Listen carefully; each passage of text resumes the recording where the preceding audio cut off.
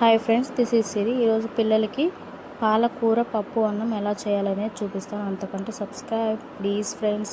ముందుగా కావాల్సింది బియ్యం, కందిపప్పు, పాలకూర. చూడండి, నేను చెప్తున్న ప్రాసెస్ చేయండి. గుప్పెడు బియ్యం, గుప్పెడు కందిపప్పు, వేయించిన కందిపప్పు. నేను ఆర్గానిక్ వాడుతున్నాను. కందిపప్పు అనేవి ఇవి అయితే చాలా బాగున్నాయి. దాన్ని జస్ట్ వాష్ చేసుకోండి 2 times. తర్వాత పాలకూరని కూడా వాష్ చేసుకోండి.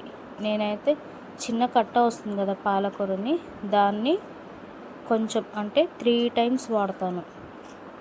సో ఇట్లా కలిపి పెట్టేసి మొత్తము కొంచెం వామ్ ఎందుకు వేస్తున్నానంటే పిల్లలకి మంచిగా అరుగుదల అనమాట. అందుకని ఇది మొత్తం సిమ్లో పెట్టి ఉడికించుకోండి. బాగా ఉడికిపోతుంది. ఇంకంతే, దించేసి పెట్టేయడమే పిల్లలకి. చూడండి, ఈ విధంగా కుక్ అయ్యింది, మెత్తగా కుక్ అయిపోయింది. ఇలా కుక్ అవ్వాలన్నమాట. ఇలా కుక్ అయితే పిల్లలు ఈజీగా తినేస్తారు. కుక్కర్లో వేస్తున్నారు కదా, కుక్కర్లో వేస్తున్నప్పుడు అనేది నాకైతే నచ్చట్లేదు. అవి జోమ్గా వస్తుంది. ఇలా ఉడికిచ్చే పెడతాను నేను ఏదైనా సరే. చూడండి ఎంత బాగా ఉడికిపోయిందో. ఇంకా ఇలా ఎలా తింటారు అనుకోవచ్చు పిల్లలు ఈజీగా. మనం ఒక ముద్ద తీసి చూడండి, ఇలా స్మాష్ చేయగానే ఈజీగా అయిపోతుంది. కొంచెం గీ యాడ్ చేయండి. గీ యాడ్ చేస్తే పిల్లలకి చాలా బలం అన్నమాట.